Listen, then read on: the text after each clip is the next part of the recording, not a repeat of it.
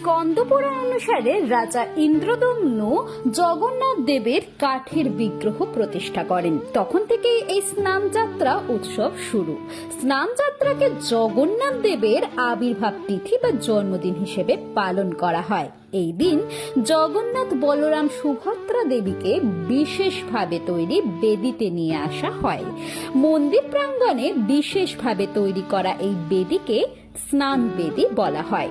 তরুণ পতাকা সমস্ত কিছু দিয়ে সুসজ্জিত, ধূপ, দীপ এবং ফুল দিয়ে সাজানো হয় বিগ্রহকে।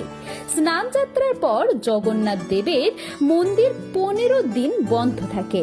15 দিন পর নেত্র উৎসব তার নয়ন খোলে বলে মনে করা হয়। ঘরা ঘরা জলে স্নান করার পর জ্বর আসে ভগবানের। 15 দিন ধরে চলে চিকিৎসা। 15 দিন পর ভগবানকে আবার নবসাজে ফিরিয়ে আনা হয়।